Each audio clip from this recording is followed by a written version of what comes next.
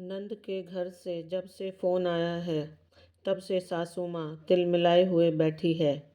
जैसे ही मयंक घर आया उससे बोली, चल बेटा फटाफट सरिता के घर चल। मेरी बेटी की तबीयत ठीक नहीं है और उसके ससुराल वाले उसे परेशान कर रहे हैं। पर उसके ससुराल वाले तो ऐसे नहीं हैं। मयंक हैरानी से बोला, अरे क्या नहीं हैं? उससे कह रहे हैं कि अपना इलाज जाकर मायके में करवा लो। भला क्यों? वो उनके घर की बहू है, उनकी देखभाल की जिम्मेदारी उनकी है। मेरी बेटी इतनी ही अखर रही है तो मैं ले आऊंगी उसे। जरूर सरिता ने ही कुछ कहा होगा, वरना उसके ससुराल वाले ऐसे नहीं हैं। मयंक अभी भी मानने को तैयार नहीं था। अरे, बीमारी में चिड़चिड़ापन तो हो ही जाता है ना।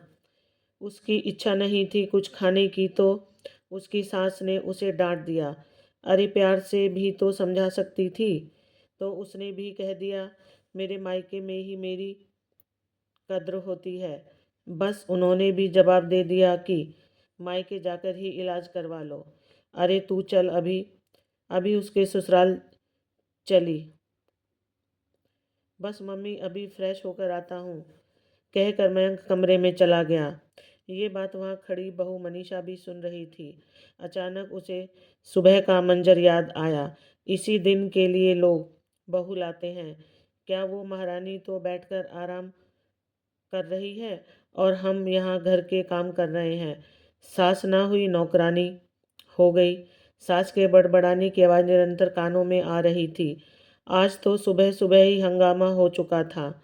आज घर की बहू सुबह उठकर घर का काम नहीं कर रही थी, बल्कि अपने कमरे में लेटी हुई थी।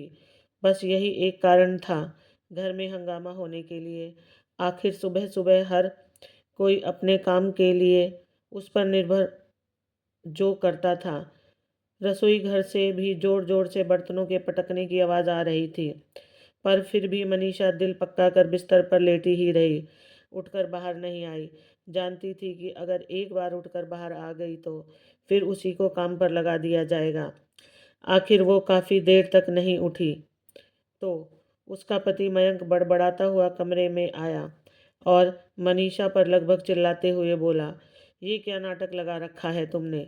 तुम्हें जरा भी शर्म आ रही है? उधर माँ रसोई में काम कर रही है और तुम यहाँ महारानी की तरह बिस्तर पर लेटी हुई हो। अच्छा बहाना है काम चोरी का। पहले तबीयत खराब कर लो, फिर बिस्तर पर लेटी रहो। मैं कोई जानबूझ कर तो लेटी नहीं हूँ, तबीयत खराब है इसलिए लेटी हूँ। मनीषा ने धीरे से कहा, माँ की उम्र तो देखो,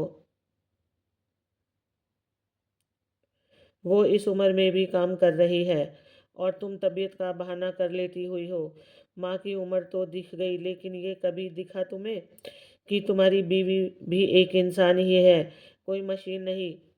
मैं भी तो बीमार हो सकती हूँ।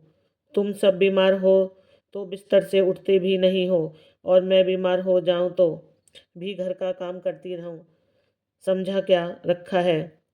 तुम लोगों ने मुझे कितनी बार कहा है कि डॉक्टर को दिखा लाओ, लेकिन तुमसे तो वो भी नहीं होता। और ना ही मुझे पैसे देकर जाते हो कि मैं खुद जाकर आ जाऊं। पैसे कोई पेड़ पर नहीं उगते जो तुमने कहा और तोड़ कर दे दिए। अरे तुम्हारा तो ये हमेशा का ही है। इतना ओवर रिएक्ट क्यों कर रही हो? माँ भी तो परेशान होकर काम करती ही थी। तुम कोई अनोखी तो नहीं हो। और डॉक्टर के पास जाकर करना क्या है? वो तो कोई ना कोई कमी निकाल कर खर्चा बता देंगे। मेरी तबीयत खराब है, कम से कम डॉक्टर को तो दिखा दीजिए। डॉक्टर के पास इतना ही जाने का शौक है तो अपने माता पिता से बोलो। हमारे फालतू का पैसा नहीं है खर्चा करने के लिए। यह तो हर महीने की समस्या है, हर औरत के साथ होती है। इसके लिए क्या डॉक्टर को दिखाना? अचानक सासू माँ ने कमरे में आते हुए कहा, ये तो तुम्हारे हर महीने का तमाशा है। दर्द निवारक गोली खाओ और चुपचाप काम पर लगो। मुझसे नहीं होता घर का काम, सासू माँ ने एक तरह से आदेश देते हुए कहा। मम्मी जी, कितनी दर्द निवारक गोलियां खाऊंगी? हर महीने वही गोलियां खाकर तो काम पर घर का काम करती हूँ। उल्टा अब तो समस्या ज़्यादा होने लग गई। मनीषा ने कहा, देखो मनीषा, अभी तो तुम घर का काम करो, इस बारे में हम बाद में बात करेंगे। मयंक ने बात को कहकर वहीं ख़त्म कर दिया। लेकिन अब मनीषा इस बात को लेकर हैरान थी। अब नंद के ससुराल वालों ने नंद को ये जवाब दिया तो सासू माँ उनसे लड़ने को तैयार हो गई, ये कहकर कि मेरी बेटी तुम्हारे घर की बहू है और वो तुम्हारे घर का काम कर रही है, तो उसके इलाज की जिम्मेदारी तुम्हारी है। भला ऐसे कैसे वो अपनी बहू को जवाब दे सकते हैं। सासू माँ तैयार होकर मयंक के साथ नंद के घर के लिए रवाना होने वाली ही थी कि इतने में मनीषा ने कहा, कहाँ जा रही है मम्मी जी आप। गुस्से में कह दिया होगा उसके ससुराल वालों ने, इसका मतलब ये तो नहीं कि आप उनसे लड़ने बैठ जाओ। वैसे दीदी का इलाज भी तो वही लोग करवा रहे हैं, जरूर दीदी ने कुछ कहा होगा। बहू तुझे बीच में बोलने की जरूरत नहीं है। मेरी बेटी को उन लोगों ने ऐसा जवाब दिया तो दिया कैसे। बहू बना कर लेकर गए हैं वो उसे। वो लोग क्या बहू बीमार नहीं पड़ सकती। अरे बीमारी में चिड़चिड़ाहट तो होती ही है। अगर मेरी बेटी ने कुछ कह दिया तो उसके मुंह पर यह कहने की क्या जरूरत थी कि अपने मायके जाकर इलाज करा लो। गुस्से में जो आएगा वो बोलेंगे क्या सासू। माँ खुद को सही ठहराते हुए बोली, ये तो सही कहा आपने मम्मी जी। ससुराल वाले तो बात समझते कहाँ हैं। बहू की बीमारी तो उन्हें नाटक ही लगती है। अब देखो ना, सुबह आप और मयंक भी तो मुझे कितना कुछ सुना रहे थे। उस हिसाब से तो मेरे माता पिता को और भाई को भी यहाँ पर लड़ने आ जाना चाहिए था। पर ये तो मेरे संस्कार थे कि मैंने अपने माता पिता से कुछ नहीं कहा। कहकर मनीषा तो अपने कमरे में चली गई। पर सासू माँ मयंक के साथ बेटी के घर पर जरूर गई, लेकिन वहां जाकर देखा कि बेटी का ससुराल वाले अच्छे से ख्याल रख रहे हैं तो ज़्यादा कुछ बोली नहीं। पर बहू के लिए उसके मन में अभी भी कोई बदलाव नहीं हुआ। लेकिन हाँ, जब अगली बार बहू की तबीयत खराब हुई तो बहू ने भी अपने मायके वालों को जरूर बुला लिया। आखिर उसने अपने ससुराल वालों से ही तो ये सब सीखा था। बहू के माँ और भाई सुबह से यहीं रुके थे, यहीं खा पी रहे थे, यहीं रेस्ट कर रहे थे। ये देखकर मयंक और सासू माँ चिढ़ गए।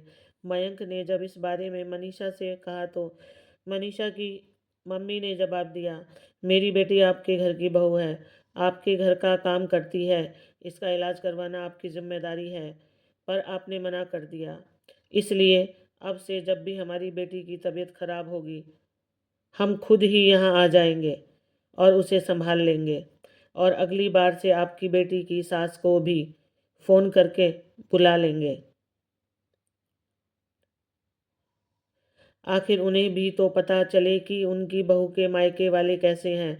अपनी इज्जत की फजीयत होते देख आखिर वह अब मयंक और सासू माँ से कुछ कहते नहीं बना।